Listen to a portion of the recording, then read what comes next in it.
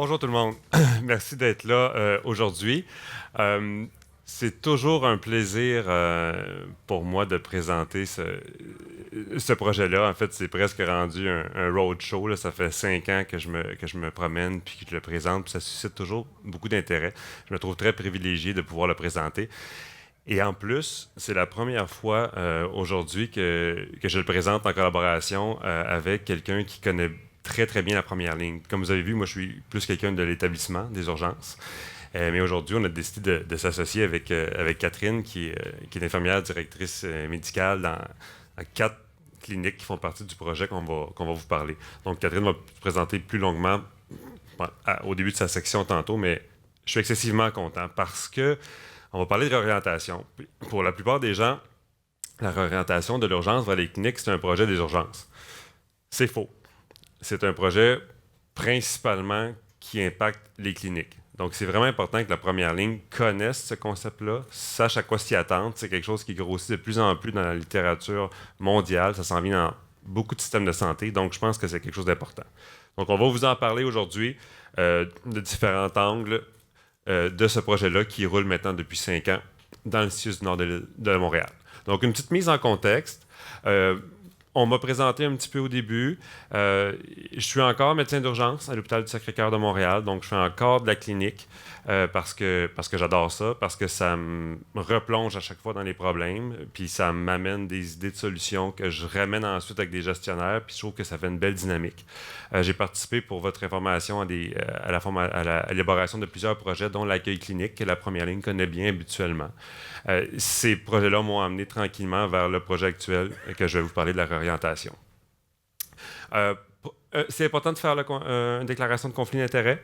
Le projet, je suis considéré comme un co-inventeur de ce projet-là avec le centre de recherche de l'hôpital du Sacré-Cœur de Montréal. On a eu besoin de gens qui nous aident parce qu'ils devenaient trop gros, en fait. Donc, on s'est associé avec la compagnie Logibet qui, maintenant, a les droits de commercialisation sur le produit et les inventeurs peuvent en tirer des bénéfices. Donc, c'est important que vous le sachiez que je suis dans cette situation. Pourquoi? Pourquoi c'est grave que les urgences débordent? On entend parler 2-3 fois par année, ça fait les journaux, puis bon, c'est épouvantable pour tout le monde, mais après ça, les gens l'oublient. Savez-vous qu'on est le pire pays de l'OCDE? Moi, ça me fait réfléchir. Quand je regarde ça, là, ça me fâche. Puis il y a, genre, que je recule 10 ans en arrière, ma blonde me dit, là, t'es sûr que tu vas pas arrêter de faire de l'urgence parce qu'il me semble que tu commences à être fatiguant un peu puis chialeux. Puis elle avait raison, même si je disais pas à l'époque. C'est des statistiques qui font peur. C'est des patients qui quittent l'urgence, qui reviennent 3 jours après dans la salle de réanimation. Ça m'affectait beaucoup. Et pour ceux qui me connaissent un peu plus dans la salle, il y en a qui savent que j'ai un caractère de... C'est ça, je dirais pas quoi, mais des fois, j'ai un mauvais caractère. Puis pourquoi? C'est parce que c'est grave. On dit, OK, ça déborde. Bon, on va attendre longtemps. Mais c'est au-delà de ça, là. Ça déborde, donc les patients sont moins bien traités. Les gens sont moins satisfaits. Et depuis 2007, la littérature nous le dit. Si vous arrivez dans une urgence encombrée, vous avez plus de chances de mourir dans les jours qui suivent quand vous avez quelque chose d'assez grave. Moi, là, comme docteur, là, ça résonne, puis ça me fâche, puis après ça, j'ai un sentiment d'urgence d'agir. Puis quand je me bute à un système qui bouge pas, je trouve ça difficile. Donc, c'est toutes ces raisons-là qui ont fait que tranquillement, je me suis intéressé à... Il faut trouver des solutions. Parce que actuellement, nos urgences tuent du monde. Il ne faut pas se le cacher. C'est quoi la réorientation? C'est pas la solution des engagements des urgences. C'est une des solutions. On parle de réorientation qui part de patients qui se présentent au triage. Donc, vous avez des patients qui se présentent à l'urgence pour plein de conditions et ils s'en vont voir l'infirmière ou l'infirmier au triage, puis ils posent des questions. Dans ce processus-là, on va essayer de déterminer, avec l'aide du projet que je vous parle aujourd'hui, lesquels ont des petits problèmes de santé. Quand on les a bien déterminés, on les dirige vers une clinique où ils pourront être vus dans les prochains 24 à 36 heures. Donc, c'est de ça qu'on parle aujourd'hui. Si vous le connaissez un peu, ce concept-là, on ne parle pas aujourd'hui d'ambulance qui réoriente, de cliniques vers des pharmacies. C'est tous des concepts qui sont intéressants, mais aujourd'hui, on parle vraiment de l'urgence vers les cliniques. Est-ce que c'est une lubie du CIUS du Nord de l'île de Montréal, de Sacré-Cœur, leur orientation? Est-ce qu'on est parti sur une balloune il y a quelques années? Puis bon, la réponse c'est non. OK? C'est un concept qui est recommandé par plein d'associations excessivement sérieuses.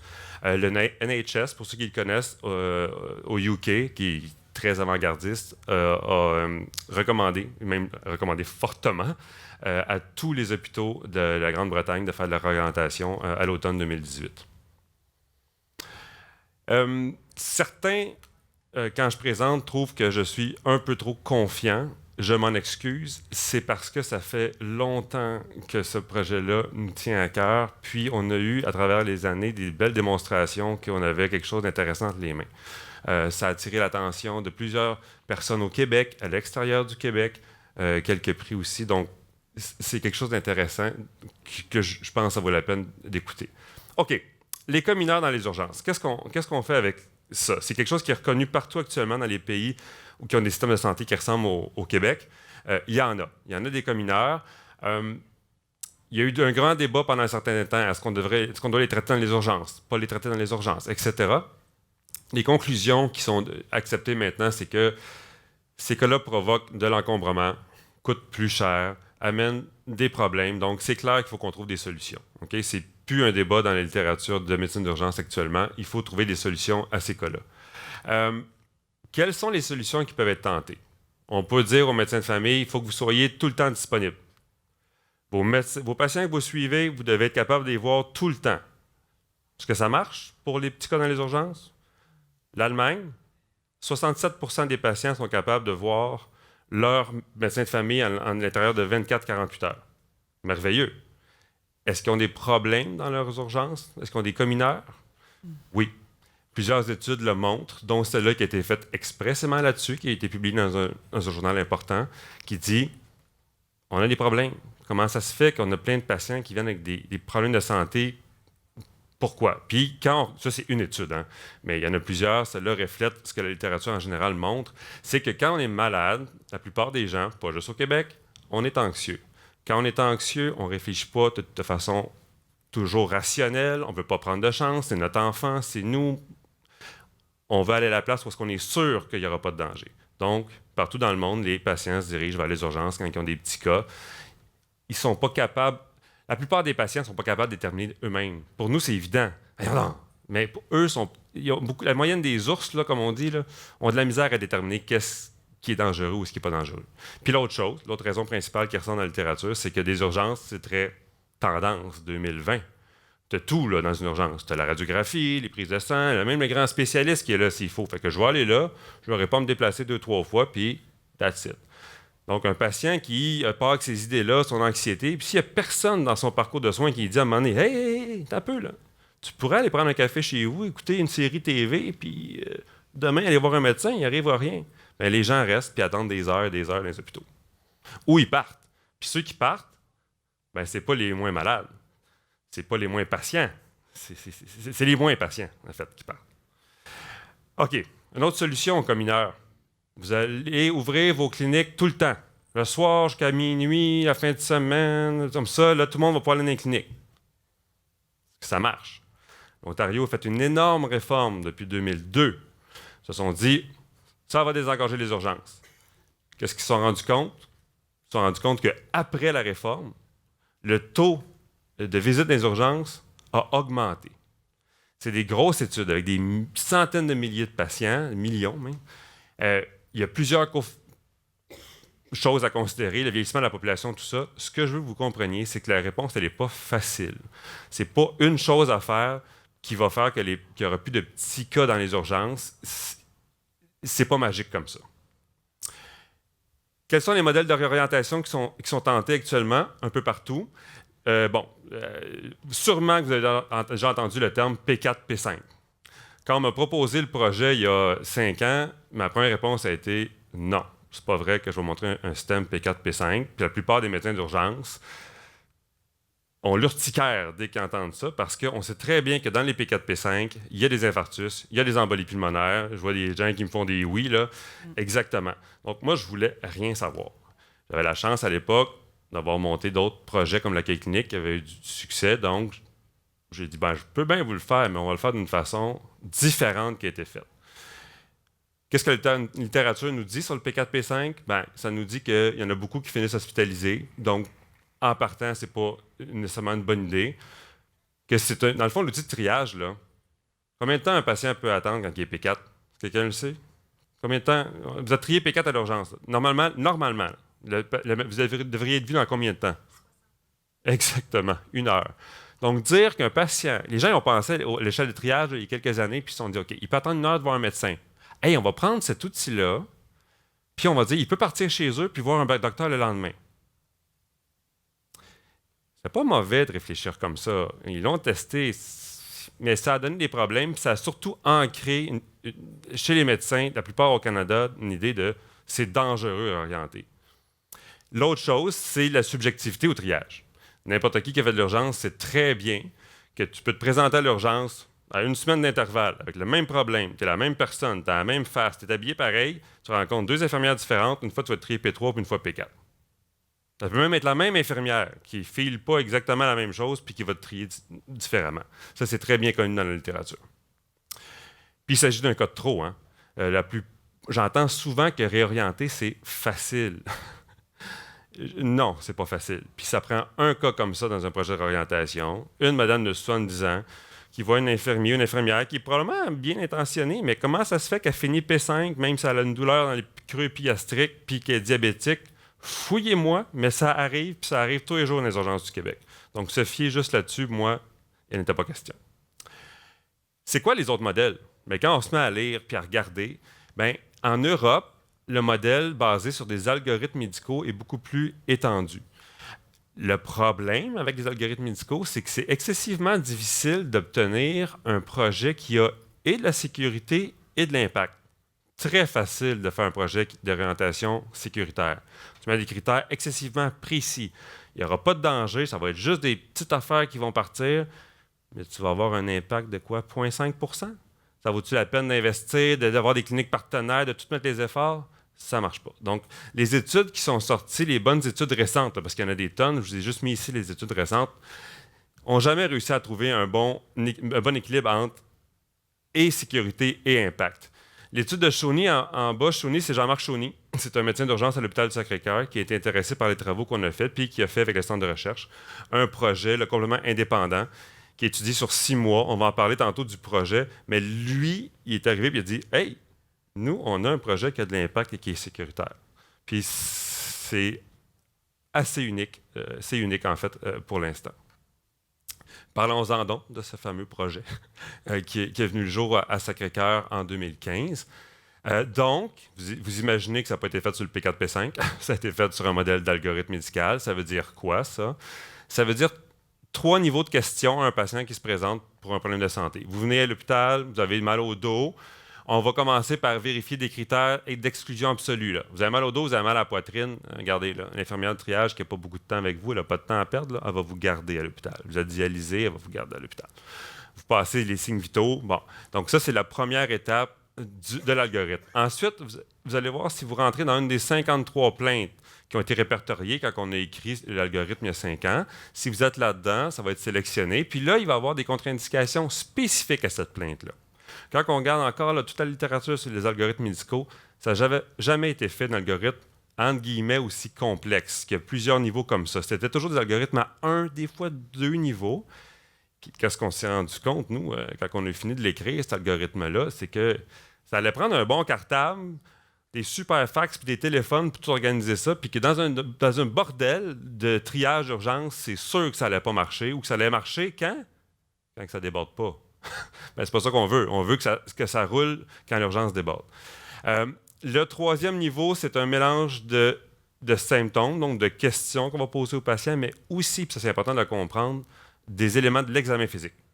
Ce qui nous permet d'aller chercher un beaucoup plus gros impact. Si on pose des questions là, comme ça, en intelligence artificielle, tatati tatata, aller où, à quelle place, c'est très bien ça. Mais avec ça, tu n'es pas capable de déterminer tant que ça, d'avoir un gros pourcentage de patients que tu réorientes. Donc, le fait de mettre des éléments d'examen physique.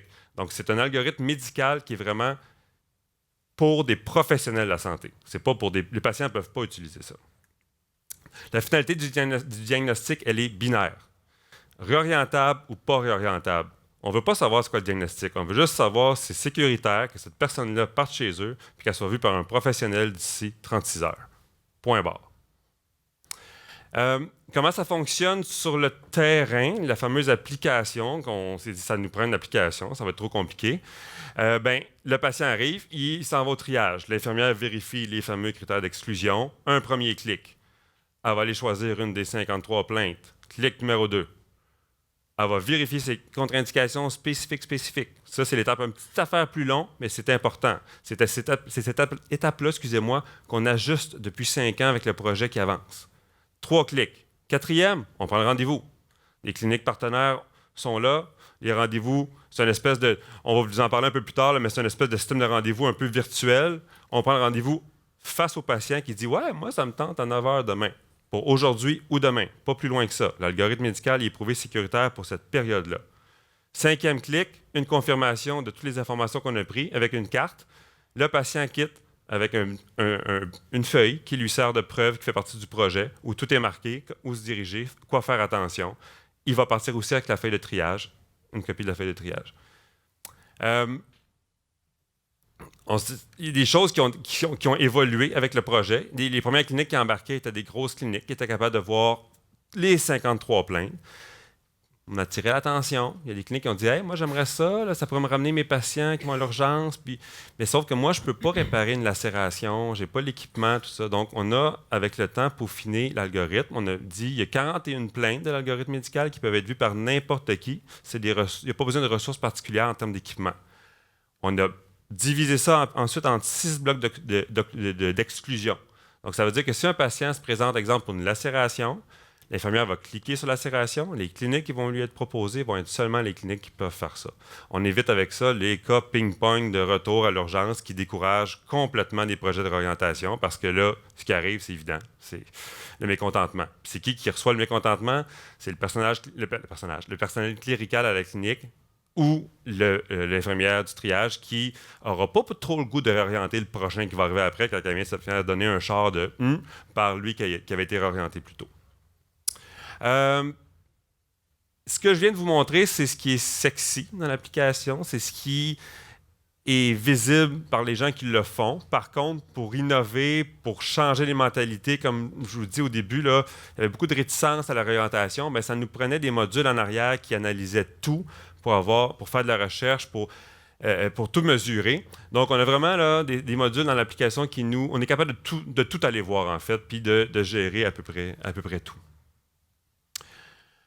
Les résultats, qu'est-ce que ça donne? Actuellement, écoutez, le premier patient, 15 juin 2015.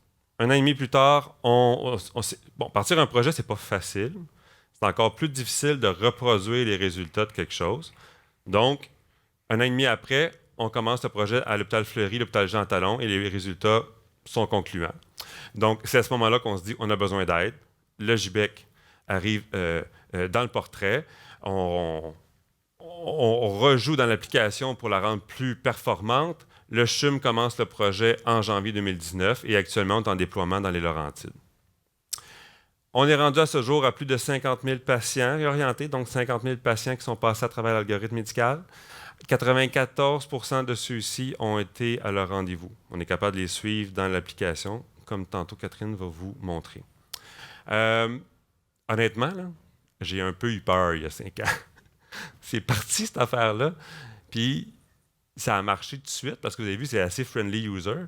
Puis là, on sortait des patients de l'urgence, puis là, j'étais comme « Oh boy, il va-tu arriver quelque chose, là? » Donc, rapidement, je me suis assis avec moi-même, puis 1000 dossiers, puis j'ai regardé un peu ce qui arrivait de tous ces patients-là. Et c'est là que j'ai commencé à avoir des chiffres qui m'ont rassuré. OK, on a un taux de retour à 3 %. C'est bon. Je m'étais mis au début comme objectif entre 2 et 5. Si je suis en bas de 2 % de retour, je suis trop check-in. Je les garde tout à l'hôpital, je n'aurai pas d'impact. Si je suis en haut de 5 % je m'étais dit, à un moment donné, je vais en échapper un. Là. On va passer les journaux. Fait que, entre 2 et 5, j'étais satisfait, puis c'est un chiffre qu'on suit depuis le début et qui nous montre que le projet est sécuritaire. Maintenant, OK, il est sécuritaire à Sacré-Cœur, on voit qu'il est sécuritaire dans les 2 autres hôpitaux. Est-ce qu'on a de l'impact? On regarde l'impact à Sacré-Cœur, on se dit, hey, on est à Près de 15% de la population ambulatoire, c'est du monde, ça. Puis on se rend compte qu'à Jean-Talon-Fleury, il y en a encore plus. Puis là, on parle d'hôpitaux qui n'ont pas de pédiatrie.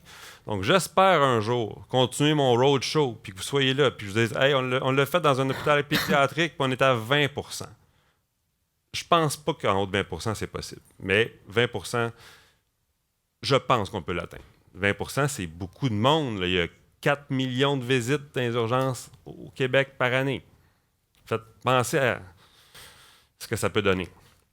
Qu'est-ce que ça donne comme autre résultat? On a vu un changement drastique dans le temps d'attente et dans les départs avant prise en charge dans les 3 hôpitaux du Sud-Nord de l'île de Montréal.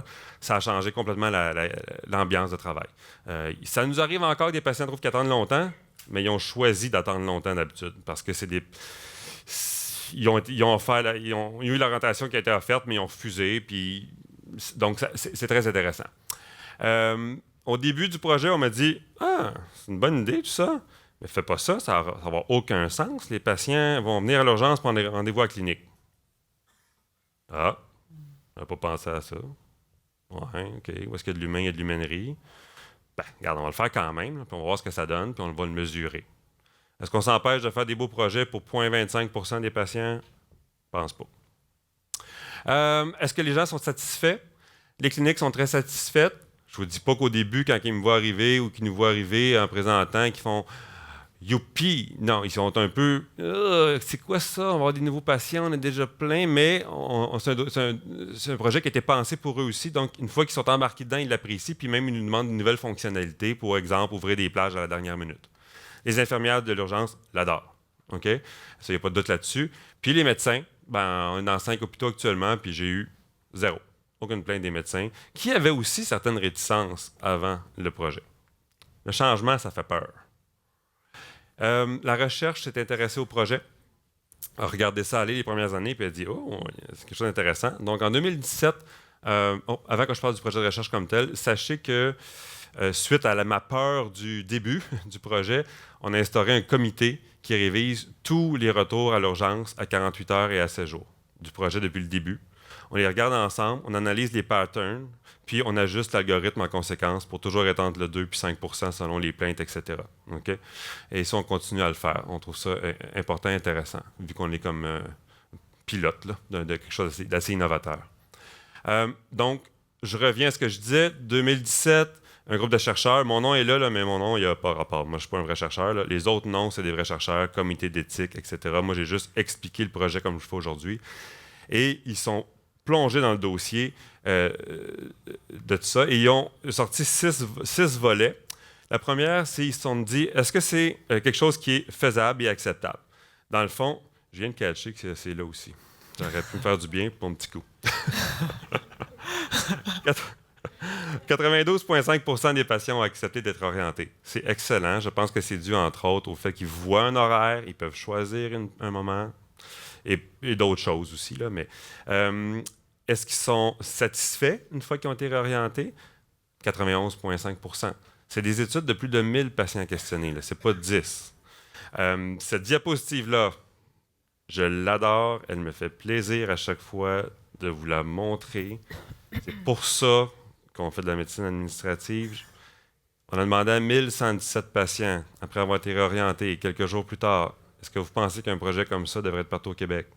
95% dit oui. Tous ceux qui lisent la recherche ou qui en font savent qu'obtenir des chiffres comme ça en recherche, c'est exceptionnel. Puis c'est des patients qui nous l'ont dit. Puis ça fait qu'on continue, même si c'est pas facile, des fois, d'innover au Québec. Je l'ai dit, une fois. Les infirmières, comme je vous disais, ils aiment ça. Autre preuve ici. Taux de confort de l'utilisation du procédé pendant qu'ils sont avec des patients, 99,6 quand même. Programme sécuritaire, je vous en ai parlé avant. La recherche l'a analysé aussi en faisant encore plus de recherches au niveau de tous les hôpitaux de la région, voir si les patients s'étaient présentés ailleurs, etc., etc. Conclut que c'est sécuritaire. Qui refuse les patients un peu plus âgés, ce qui n'est pas une mauvaise affaire quand on y pense, et quand la salle d'attente est vide. Ce qui est intéressant parce que on est là pour les patients. Un patient qui arrive, la salle d'attente est vide, il va être vu tout de suite, c'est pas super.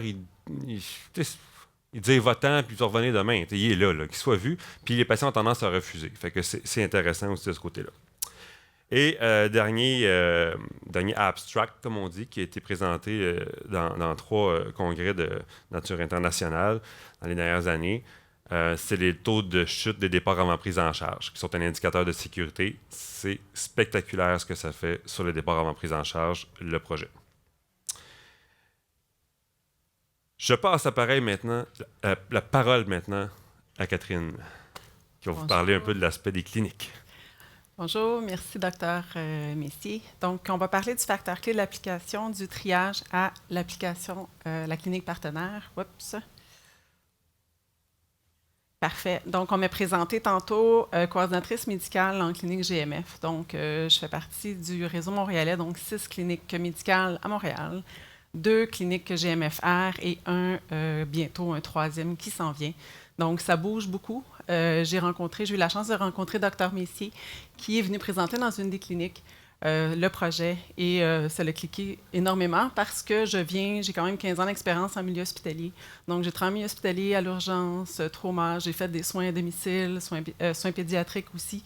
Donc, j'avais vraiment une expérience hôpitaux. Et puis, depuis que je suis devenue gestionnaire et coordinatrice médicale des 6 chez Force Médic, donc on a appris un petit peu à travailler ensemble. Je trouvais qu'on était capable de faire un bon parcours patient de l'hôpital à la clinique.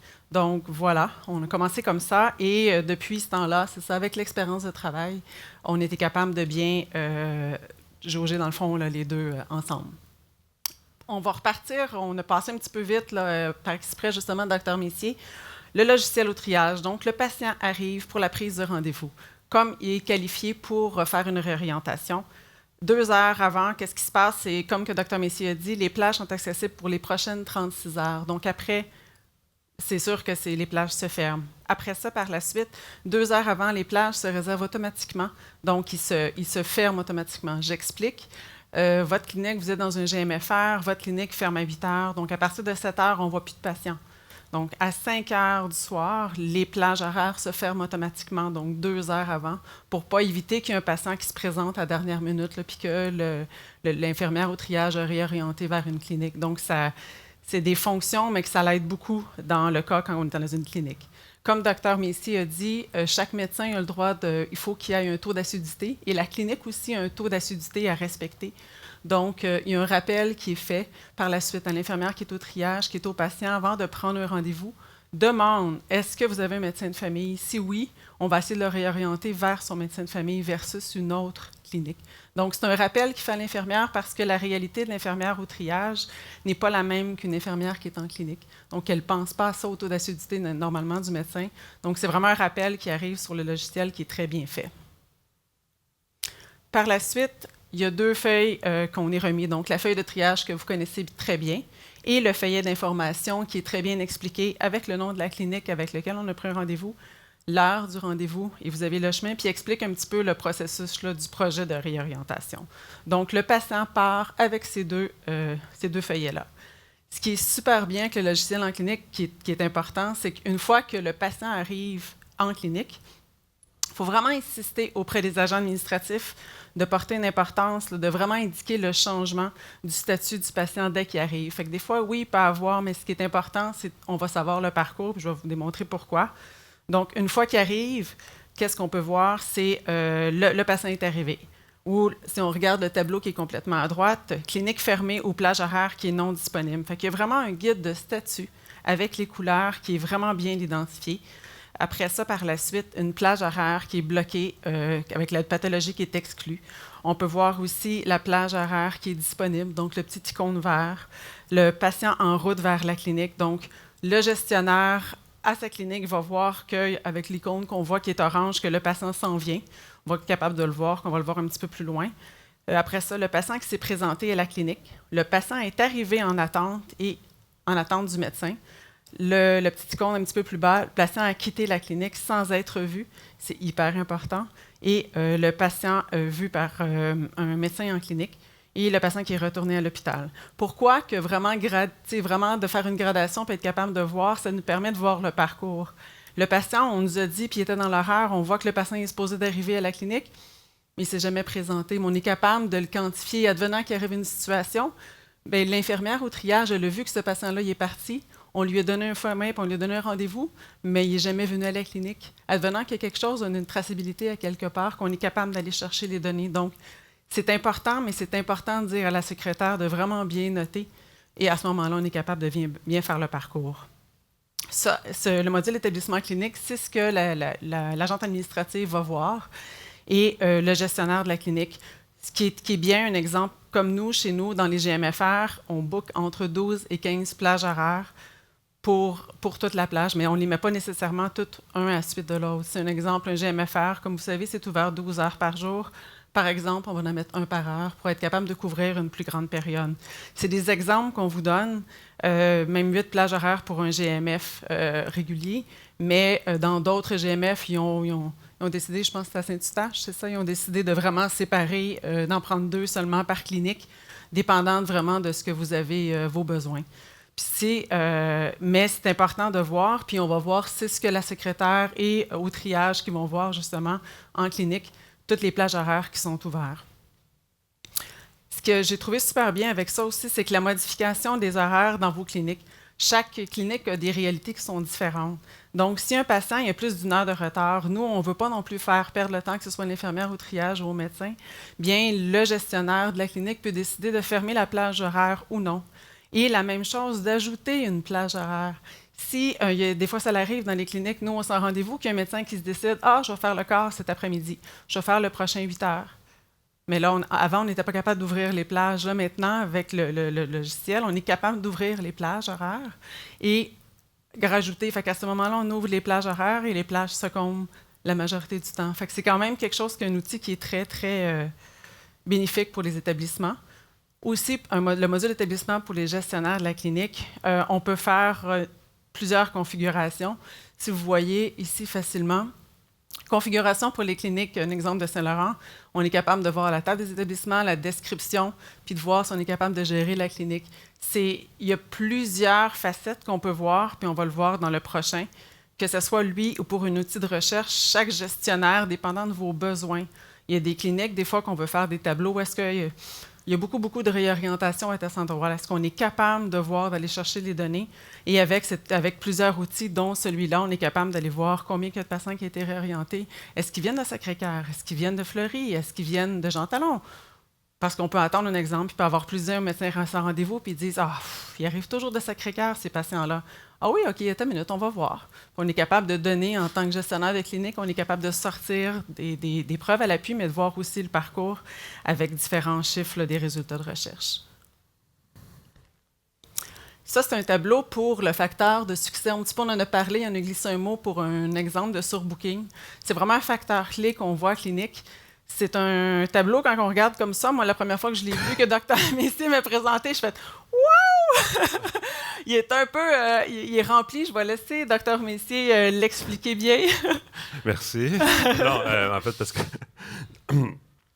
ça fait longtemps que je suis dans le projet. J'ai rencontré beaucoup de médecins des cliniques, puis j'en ai déjà fait de la clinique aussi. Je comprends la réalité. Dans le fond, les cliniques, la première chose qui les inquiète, c'est la sécurité. Donc ça, on en a parlé tantôt, ils veulent des patients qui sont capables de gérer. Capable n'est pas le bon mot, mais qui ont les ressources pour le gérer. Ensuite, ils ne veulent pas avoir trop de patients. C'est normal. Ils ont leurs patients qui arrivent de partout, ils en ont déjà jusqu'ici. Puis en même temps, ils ne veulent pas non plus en manquer. Donc quand ils ouvrent des plages, il faut trouver l'équilibre. C'est ça qui nous faisait réfléchir. Puis je me disais, OK, moi là, on commence à avoir de plus en plus, 50 000 patients passés, on va regarder qu'est-ce qu'il y en a. Puis j'avais déjà observé certaines choses. Plus la clinique est proche de l'hôpital, plus on pouvait en référer. C'est de là que ce tableau-là vient. Dans le fond, ce qu'il dit, quand on rencontre une nouvelle clinique, la première question, c'est, OK, combien de patients par jour je vais avoir? Ce tableau-là nous aide. Ensuite, mais si j'ouvre une plage, je vais-tu avoir un patient? L'urgence peut assurer une certaine prédictibilité, mais en même temps, ça ne veut pas dire que 1 pour 1, nécessairement, que le bon patient qui a la bonne plainte, qui est vraiment ton patient, qu'on va être capable de le mettre dans le trou. Donc, c'était pas facile d'avoir une prédictibilité à l'heure, mais à la journée, ça se faisait mieux. Donc, de là, on s'est dit, OK, regardons, faisons un tableau. Disons, c'est quoi les variables qui font qu'une clinique va en avoir plus que moins? La première variable, j'en ai parlé, c'est la distance. Donc, ils ont été mis par hôpital avec la distance. Plus tu t'éloignes de l'hôpital, moins tu as de patients qui sont réorientés, l'avant-dernière colonne. Ensuite, combien de plages tu mets? Des fois, quand les cliniques arrivent, ils disent « Ah, ils mettaient 15 plages par jour. » Oui, mais il n'y avait pas 15 patients par jour. Parce que le fait d'en mettre 15 faisait que les patients avaient plus de choix, puis il y avait une moyenne, exemple, de 6 ou de 7 par jour. Donc ça, plus tu mets de plages disponibles, plus tu avais une prédictibilité qui était reproductible. Puis la troisième, c'est quel type d'hôpital. C'est un hôpital tertiaire, c'est un hôpital avec beaucoup de pédiatrie, etc. Une fois que toutes les variables sont mises là, on a tout lancé ça dans un tableau compliqué, puis on analyse ça, puis je pense que plus le projet grossit, plus on va être capable d'assurer une prédictibilité pour ne pas avoir trop de patients à la clinique, puis pas en manquer non plus. Puis c'est assez impressionnant comment que ça se répète, puis ça va bien. Donc, regardez juste un exemple. Les cliniques les plus proches, habituellement, il faut qu'ils mettent 2 plages disponibles pour en obtenir 1. Puis si on regarde une clinique qui est à 20 km, mais elle, il fallait qu'elle mette 10 plages disponibles pour en avoir 1. Fait que juste cet exemple-là montre bien qu'il y a une très grande variabilité, mais qu'elle peut être reproductible ou prédictible, en fait, plutôt. Je te repasse le micro. C'est bon. Merci, Dr. Messier. Et il y a plusieurs outils aussi qui ont été créés. Donc, un guide d'accompagnement. Le GBEC a créé un guide pour aider. Parce qu'on peut faire une formation aux employés, mais on le sait que dans le personnel de la santé, dans les cliniques ou dans les centres hospitaliers, il y a quand même un bon roulement. Donc, avec ce guide qui est très, très bien expliqué, on est capable facilement, il va présenter le logiciel, on va parler des besoins informatiques qu'on a besoin en clinique, le rôle de l'utilisateur, les facteurs clés, un aide-mémoire en tout temps que j'ai même imprimé puis qu'on a mis dans les 100 rendez-vous un peu partout pour aider justement le personnel qui est en constant changement. Ce qui est important aussi, c'est de bien informer les médecins, les infirmières, les secrétaires, les agents administratifs, vraiment de l'origine du projet. On le sait, tantôt, on a parlé des fois, les gens sont réfractaires au changement, mais quand on informe vraiment le patient de pourquoi le patient est réorienté, pourquoi, c'est pas juste de le recevoir pour se ramasser avec une surcharge de travail, c'est vraiment d'accueillir le patient, le sentiment aussi de désengorger les urgences, puis de recevoir ce patient-là en clinique, puis tout le projet, comment il a été construit. Souvent, on a une meilleure adhésion aussi à un programme ou un projet qu'on part dans une clinique que si c'est juste lancé comme ça, puis voici ce qu'il faut faire. Donc, on a remarqué quand même qu'il y a un bon changement. Bien sûr, de penser qu'à chaque fois qu'il y a un nouveau employé, il faut quand même donner une courte formation, d'insister sur le rôle, tantôt qu'on parlait des agents administratifs, d'indiquer le statut du patient quand il arrive à la clinique, qui est hyper important. Et au besoin aussi, on peut servir, comme on a parlé tantôt, du guide à l'intention des cliniques. Exemple de fait cocasse, on a parlé, il y a des choses qu'on trouve drôles, mais qui arrivent à la clinique. Donc, je vous explique qu'il y a un patient qui a déjà été orienté, donc il a déjà été à un hôpital. Nous, on le reçoit en clinique. Le patient est content, ça va bien. Après ça, ce patient-là, bien, il a bien compris le système qu'il n'a peut-être pas nécessairement besoin de se présenter à l'urgence, donc à l'hôpital. On va venir directement en clinique, ils vont me donner un rendez-vous. Là, nous, il arrive en clinique. La clinique, elle est complète. Donc là, le patient il est en avant de nous, puis il se menace de retourner à l'urgence. Donc ça l'est arrivé. C'est pas arrivé souvent, mais ça arrive des fois. Et il est arrivé des fois, justement, que le patient a menacé de retourner à l'urgence, puis on lui a dit, écoute, on ne peut pas faire ça, etc., il faut prendre un rendez-vous, voici les manières de fonctionner. Mais retourner à l'urgence, puis vous imaginez ce que ça peut faire. Ça fait qu'il y a un succès en même temps du projet, mais ce n'est pas ce qu'on veut non plus nécessairement, que le patient retourne à l'urgence pour qu'on puisse, après ça, retrier, puis qu'il s'en revienne, on lui donne un rendez-vous. Donc, c'est arrivé quelques fois, on l'a justement apporté un flag additionnel pour dire, OK, qu'est-ce qui se passe? On ne veut pas que ça arrive, justement, c'est rare, mais quand ça arrive, au début, on trouvait ça drôle, mais là, c'est non, là, il faut vraiment comprendre que le système, c'est pas ce qu'on veut. Donc, on est capable de quand même, un petit peu comme le mettre comme un grand utilisateur ou un grand consommateur. Après plusieurs reprises, on peut faire ça avec son nom, puis je pense à RAMQ à ce moment-là, puis son numéro de référence. En fait, ce qui arrive, c'est que ces patients-là ressortent, amènent de la frustration. Ils sont, comme tu disais, flagués. Puis à ce moment-là, ce qu'on fait, c'est que dans les logiciels de triage, il y a une mention, attention, grand consommateur de réorientation. Puis vu que la réorientation est basée sur un algorithme, ben, la prochaine fois qu'il vient, l'infirmière voit ça, puis elle dit « Ah, vous ne rentrez pas dans les critères », tout simplement, puis elle ne réoriente pas. Ça fait juste casser. Cette personne-là, il n'ira pas dire à 8 de ses amis « Hey, j'ai trouvé une façon d'avoir des rendez-vous rapides, va à l'urgence », puis on a fait ça serré, puis ça vous donne les chiffres que je vous ai montrés tantôt, là, de 0,2 %. Et il est arrivé aussi des situations très rares, c'est pas un gros pourcentage, comme Dr. Messier disait tantôt, c'est un 3% des fois qui arrive que des cas que l'urgence est réorientée vers une clinique, on a dû retourner à l'hôpital. Donc, en clinique, j'ai créé, on essayait de faire un suivi, puis c'était sur plusieurs feuilles. Fait que ce qu'on a fait, c'est qu'on a créé une feuille de cas problématiques. Vous pouvez vous inspirer de ça. C'est quelque chose que pour nous, en clinique, qu'on utilise. Donc, on écrit le nom de la clinique, le code de réorientation, la date de la consultation, la provenance, de quel centre hospitalier il vient, le motif de la visite et de la problématique. Fait qu'on est capable de les comptabiliser, nous, de notre côté.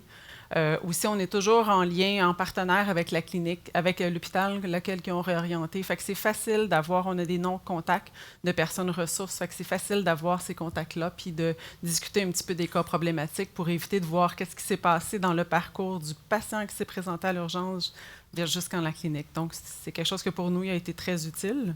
Si tu permets, Catherine. Oui, bien sûr. Ce que Catherine vient de dire, en fait, c'est une des choses les plus importantes qu'on a remarquées à travers les années. C'est au Québec, dans beaucoup de places, là, il y a un fossé entre la première ligne et les hôpitaux. Les cliniques travaillent de leur côté, les hôpitaux travaillent de l'autre côté, puis tout le monde dit « Ah, vous devriez plus travailler ensemble pour... » Bon, mais c'est pas évident dans la vie de tous les jours. Ce projet-là oblige les cliniques et les hôpitaux à s'asseoir ensemble. Une première fois au début, quelques fois pour assurer la pérennité du projet. Puis ça amène vraiment un travail d'équipe intéressant qui amène des surprises. Exemple, dans nos hôpitaux, nous, les patients qui avaient des petites fractures, ils étaient obligés de venir à l'urgence pour se rendre en orthopédie.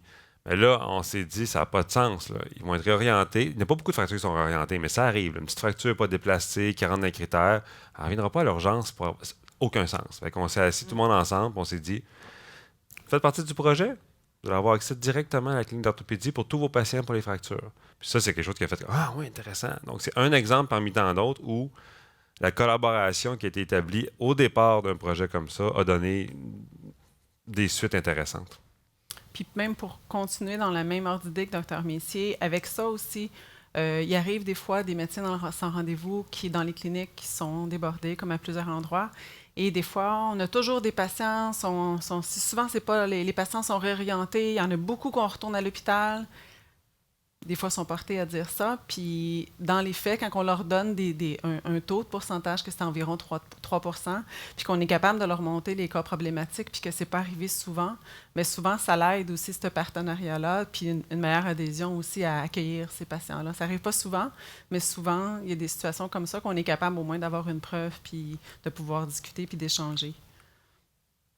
Les avantages pour les cliniques partenaires, comme Dr. Messier vient de dire, ça établit, c'est sûr, un lien solide avec les installations entre les hôpitaux et les cliniques. On se parle, les gens, on est contents, puis c'est vraiment un partenariat qu'on fait, comme qui vient d'expliquer justement Dr. Messier, le corridor d'accès direct en orthopédie pour les fractures qui sauve énormément de temps. C'est comme voler un punch, moi, là, finalement. C'est correct. Par la suite, l'ajout et l'annulation des dernières minutes des plages horaires en tout temps, selon les besoins de la clinique. Ça aussi, c'est super important.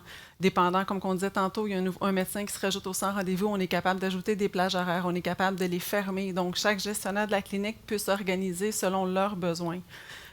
Par la suite aussi, c'est bien sûr, on contribue au maintien du taux d'assiduité du médecin et de la clinique dans sa globalité grâce au rappel que l'infirmière a au triage sur son logiciel.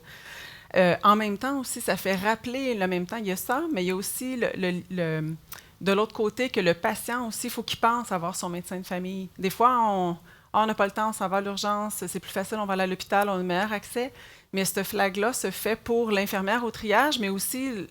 Ah, pourquoi je me fais poser cette question-là? C'est vrai, peut-être que j'aurais dû aller voir mon médecin de famille. Après une période de transition aussi, ça peut permettre à la clinique d'augmenter le nombre de patients qui est pris en charge dans une journée sans augmentation du personnel ou d'élargissement des heures d'ouverture.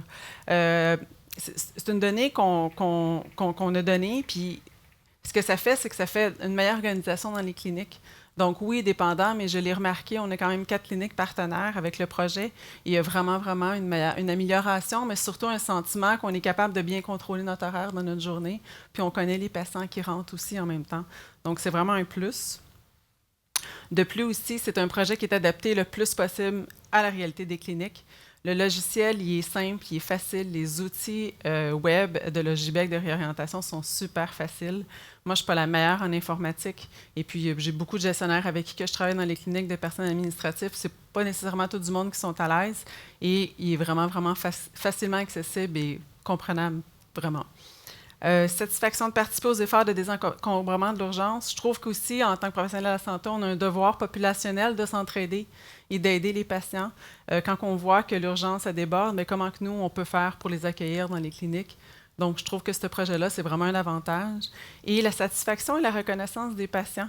Aussi, les patients sont contents, puis à force de faire réorienter ou quand il arrive une situation comme ça, ils ont un rhume, ils se présentent à l'urgence, peut-être pas besoin de se présenter là. Fait que le fait qu'il vienne en clinique, après ça, il va avoir le réflexe peut-être d'aller voir son médecin de famille s'il y en a un, ou peut-être d'aller à la clinique directement. Fait qu'il y a d'autres impacts aussi qu'on se rend compte qu'avec le patient, bien, ils vont prendre une habitude de, au lieu de tout le temps aller à l'urgence comme beaucoup de patients font, ils s'en viennent en clinique. Et bien sûr que le suivi du projet est en collaboration avec un centre de recherche qui est reconnu. En conclusion, ce qu'on veut que vous retenez, vraiment les facteurs de réussite, c'est vraiment mettre l'accent sur l'expérience patient. Donc, hyper important que les plaintes sont ciblées avec des critères d'exclusion, l'algorithme médical que Dr. Messier a très bien expliqué, qu'on a un partenariat solide avec les cliniques. Donc, il y a des choses qui peuvent se faire du côté hospitalier, même chose du côté des cliniques, mais le partenariat qu'on a ensemble, puis de travailler ensemble dans la même direction pour les professionnels de la santé, mais aussi à prime abord pour les patients. Et l'outil informatique, il est simple, il est performant et il est sécuritaire. Donc, en ayant travaillé en milieu hospitalier, puis par la suite présentement en clinique, je vois vraiment, en faisant la boucle, d'être capable de voir comment c'est facile à utiliser et comment c'est simple d'utiliser ce logiciel de réorientation pour les patients. Et le réseau actuel? Oui, bien en fait, ça me fait toujours plaisir de regarder ça. C'est la dernière diapositive. Actuellement, on est actif là, dans 5 hôpitaux. 2 autres vont se rajouter. Vous voyez tout le nom des cliniques qui en font partie. Ça fait une toile. À Montréal, actuellement, peu importe où le patient se présente dans les hôpitaux qui sont écrits là, ben, il peut être rapatrié vers la clinique de son médecin de famille. Puis je trouve que c'est beau.